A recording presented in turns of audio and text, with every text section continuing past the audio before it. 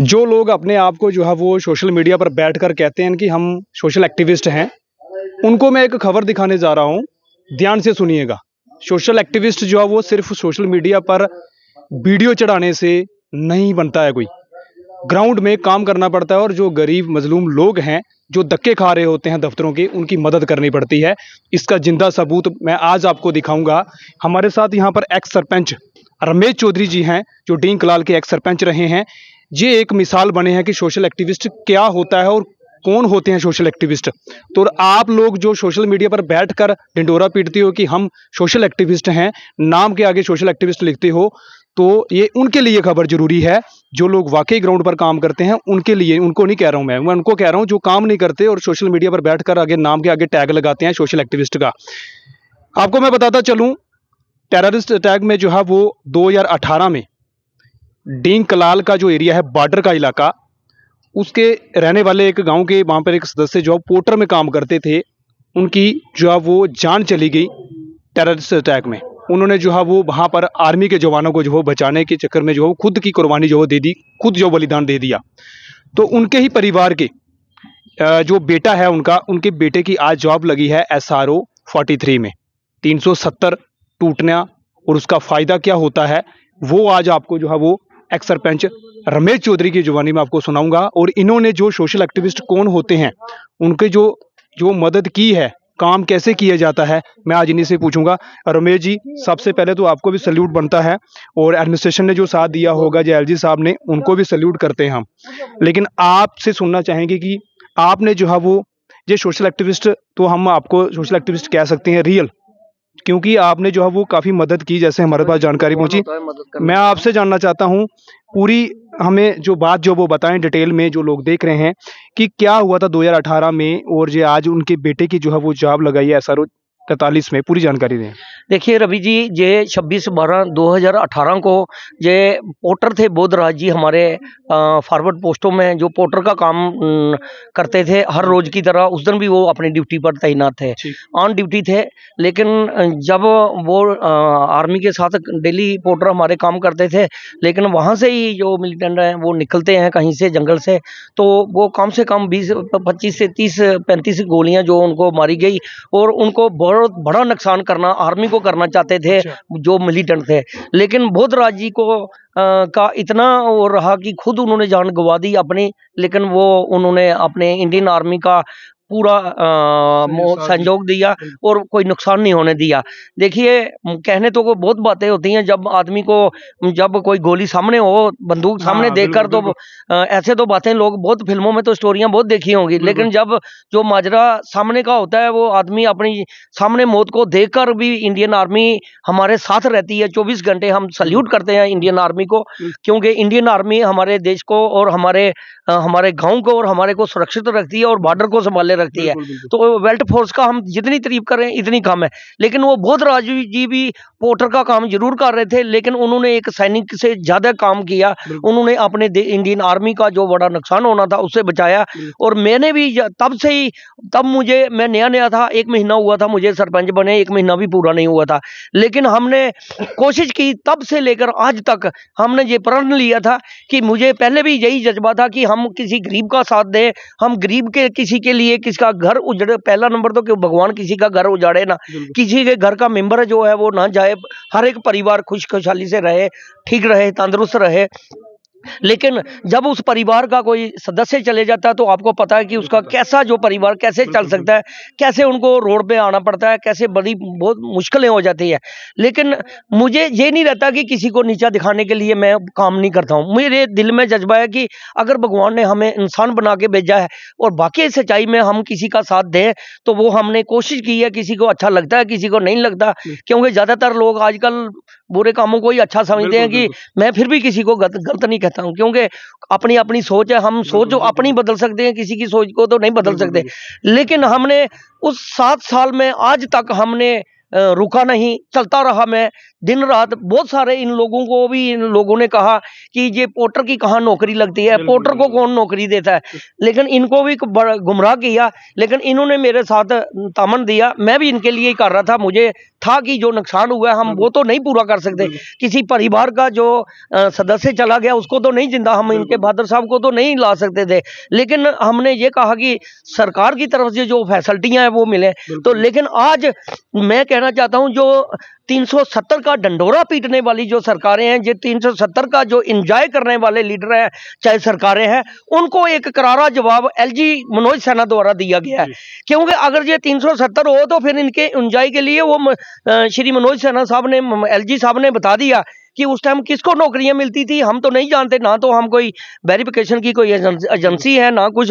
लेकिन एलजी साहब ने जो कल 2-3 दिन पहले प्रोग्राम हुआ 11 तारीख को जम्मू, वहां उन्होंने बता दिया कि कितना जो 370 का जो 75 साल 370 हमारी स्टेट में रहा, तो 370 की जो आज डंडोरा पीट रहे हैं कि वापस आना चाहिए, 370 था तो इन लोगों को ये नौकरियां, ये गरीब को हक क्यों नहीं मिला? ऐसे लोगों को हक मिलना चाहिए था। ऐसे लोगों के SRO 43 के जो केस हैं, जिन लोगों ने अपनी फैमिली के परिजन खोए हैं, उनको क्यों इंसाफ नहीं मिला? 75 साल में SRO 43 जो बना था किसके लिए बना था वो मुझे नहीं मालूम, लेकिन एलजी साहब ने वो वहां पे बता दिया था। लेकिन आपके माध्यम से मैं अगर 370 होता तो शायद या एलजी साहब जम्मू में मनोज सिन्हा ना होते तो ये आदमी, ये लोग ऐसे प्रवीण चौधरी जैसे लोग आज के बैकफुट पे ही रहते, कहीं भी इनको फ्रंट में नहीं आने दिया जाता। आज इनको मनोज सिन्हा द्वारा, एलजी साहब के द्वारा इनको नौकरी के जो है डॉक्यूमेंट दे दिए गए हैं, इनकी PWD नौशहरा में नौकरी लग चुकी है। लेकिन मैं पूरे एलजी एडमिनिस्ट्रेशन का, चाहे GAD डिपार्टमेंट है, चाहे पूरी एडमिनिस्ट्रेशन है, एलजी एडमिनिस्ट्रेशन और एलजी साहब मनोज सिन्हा साहब का धन्यवाद करता हूँ, अपनी पंचायत की तरफ से, अपने इनके परिवार की तरफ से और अपनी तरफ से, और तहे दिल से करता हूं कि मनोज सिन्हा साहब ने जो फैसला लिया और जो इन लोगों के दर्द समझे, वो आम लोग नहीं समझ सकते। क्योंकि जिन लोगों ने सियासत करनी होती है, लीडर जहां 75 साल पहले सरकारें रही है, अक्सर ऐसा होता है, बड़ी बातें कर अक्सर रहे हैं ऐसा वो होता रहे है हैं। जी, जो कुर्सियों पे बैठ जाते हैं वो बाद में गरीब लोगों को भूल जाते हैं जी, भूल जाते हैं ऐसे लोगों को। मैं किसी के ऊपर कटाक्ष नहीं करना चाहता, किसी को कहूंगा नहीं, लेकिन अपने एंजॉय के लिए 370 इन लोगों को चाहिए। बड़ी बड़ी बातें होंगी, लेकिन ऐसे लोगों को, ऐसे परिवार को इंसाफ दिलाना किसी के पास नहीं है। और हमने कोई बड़ा काम नहीं किया, हमने कोई एहसान नहीं किया। मुझे लोगों ने सरपंच चुना और मुझे दिल से ये था, आपने देखा होगा मुझे जो भी कार्य होता है, लोग मुझे बहुत सारे कमेंट्स भी करते हैं, गलत लोग, मैं उनको भी जवाब नहीं देता, लेकिन मैं उनको जवाब दूंगा। वो भी उनकी सोच के ऊपर डिपेंड करता है कि उनकी सोच कहां से शुरू होती है, खत्म कहां से होती है। हमने वो काम करने हैं जो इंसान, भगवान ने हमें इंसान बना के भेजा था, दुश्मन नहीं बना के भेजा था। इंसान को इंसान के काम आना चाहिए, इंसान को उस हर परिवार के साथ खड़ा होना चाहिए, जैसे प्रवीण चौधरी जैसे परिवारों के साथ। और बहुत सारे परिवार अभी भी हमारे जम्मू कश्मीर में और नौशहरा में भी हैं जिन्होंने अपने परिजन खोए हैं, चाहे पोर्टर में अगर किसी की डेथ होती थी तो रवि जी मैं आपकी नॉलेज के लिए भी बता दूं, और जो बड़े बड़े नेता यहाँ पे बातें करते हैं उनकी नॉलेज में मैं बता दूं, 10 किलो आटा और 10 किलो राशन ही दिया जाता था। इसके बढ़ के आगे कोई नहीं पूछता था उस फैमिली को कि आपने पढ़ाई कहाँ से बच्चों ने करनी है, उसके घर का गुजारा कैसे चलेगा। लेकिन हमने पूरी कोशिश करके, जद्दोजहद करके एक एक डॉक्यूमेंट खंगाला है, चाहे सेक्रेटरीट की बात हो, चाहे डिस्ट्रिक्ट एडमिनिस्ट्रेशन की बात हो, राजौरी डिस्ट्रिक्ट की बात हो, चाहे तहसील ऑफिस की बात हो। तो हमने बहुत सारी कोशिश की और कोशिश करके आज हमने 2-3 ऑर्डर, कुछ हो चुके हैं 1-2 ऑर्डर, और 1-2 ऑर्डर अभी और पेंडिंग है। बहुत पुराने केस है, लेकिन मैं नाम नहीं बताऊंगा, नाम बताऊंगा शायद उधर ही डॉक्यूमेंट रुक जाएंगे। बहुत सारी हमारे यहाँ पे मेरी भी वेरिफिकेशन चल रही है, मेरी भी CID और मेरी भी इंक्वायरियाँ चल रही हैं। मैं धन्यवाद करता हूँ, सल्यूट करता हूँ उन नेताओं को जो मेरे जैसे लोगों के साथ, ऐसे प्रवीण चौधरी जी के लोगों के साथ खड़े कर होने वाले लोगों के साथ, देखिए जी, सैल्यूट बनता है रमेश जी को। मैं धन्यवाद करता हूं ऐसे लीडर को, ऐसे नेताओं को और उनके परिवार को, और ऐसी लोगों को जो सोच रखते हैं। ऐसे हम किसी का अच्छा नहीं कर सकते, लोग जो अच्छा करने की कोशिश करते हैं उनको अच्छा करने नहीं देते। सोच बड़ी होती है, आदमी चाहे जितना मर्जी बड़ा हो जाए, आदमी का भगवान, तब अगर उसी आदमी के पास पैसा भी आ जाए, तो धन दौलत आ जाए, सारा कुछ आ जाए, तो फिर तो वो भगवान धर्मराज खुद ही बन जाए। लेकिन भगवान ने एक आध पुर्जा खोल लिया होता है, वो सभी के पास नहीं होता। मेरी कोई बड़ी उपलब्धि नहीं है, जैसे आपने कहा मेरे से जो भगवान ने करवाना था, उन देवी देवताओं ने 33 करोड़ देवी देवताओं ने जो करवाना था, मुझे शायद जो मेरी उन्होंने कंधे पे हाथ रख के मुझे आगे चलाया, मैं चलता रहा। लेकिन आज उन्होंने कामयाबी के रास्ते पे, मेरी कोई कामयाबी नहीं है, उन देवी देवताओं की आशीर्वाद से हम जहाँ पे पहुँचे हैं। मैं आपका भी, मीडिया के जितने भी चैनल हैं, पूरा संजोग मुझे आज तक मिला है। मैं मीडिया का भी, सारी जम्मू कश्मीर की मीडिया का धन्यवाद करता हूं। और जो हमारी जो वकील साहब हैं, जो नौशहरा के अंदर, जिन्होंने उस प्रोटेस्ट में, जो 2007 में हमने प्रोटेस्ट किया था, उस प्रोटेस्ट में जिन्होंने ये मुझे साथ दिया, या फिर आज तक, चाहे हमारे तहसील ऑफिस हो, तहसीलदार साहब हो, स्टाफ हो, चाहे एडीसी नौशहरा हो, चाहे डिप्टी कमिश्नर रजौरी अभिषेक शर्मा जी हो, चाहे एलजी प्रशासन हो, सभी का मैं तहे दिल से, अपनी पंचायत की तरफ से, अपनी तरफ से और पूरे इनकी परिवार की तरफ से धन्यवाद करता हूं। जय हिंद, जय भारत। रमेश जी, बहुत बड़ी बात है। सोशल एक्टिविस्ट ऐसे नहीं बना जाता है। किसी को राशन कार्ड की, किसी की वेरिफिकेशन भी करवानी होती है ना, तो भी कोई साथ नहीं चलता है। हमने बहुत सारे सरपंच पंच ऐसे देखे हैं जो सिर्फ बातें करते हैं, कोई नहीं जाते हैं। हमें पता है आपने मेहनत बहुत की है। मैं बता दूं, इनके कुछ परिजन वाले भी आए हैं। क्या लगते हैं आपकी? मेरा छोटा भाई है ये। सबसे पहले रवि जी, मैं आपका धन्यवाद करता हूँ जो अपना कीमती टाइम निकाल के यहाँ हमारे साथ मिल रहे हो आप। हमारी ये 26 दिसंबर 2018 में मेरे फादर साहब की डेथ हुई थी। जी। तो तब से सरपंच साहब हमारे साथ ही चल रहे हैं। कहीं से अगर अपने डिस्ट्रिक्ट में काम पड़ा है, डिस्ट्रिक्ट रजौरी में पड़ा है, चाहे सेक्रेटरीट जम्मू में पड़ा है, सेक्रेटरीट श्रीनगर में पड़ा है, चाहे तहसील नौशहरा में पड़ा है, कहीं भी पड़ा है, ये हमारे साथ 7 साल से हमारे साथ ही रहे हैं। 7 साल से आपके साथ है? हमारे साथ ही चल रहे हैं। बहुत बड़ी बात। तो फिर मैं आपको कह रहा है, सबसे पहले तो एलजी साहब का हम तहे दिल से शुक्रिया अदा करते हैं जो ऐसे हैंडीकैप को नौकरी दी है। जी जी।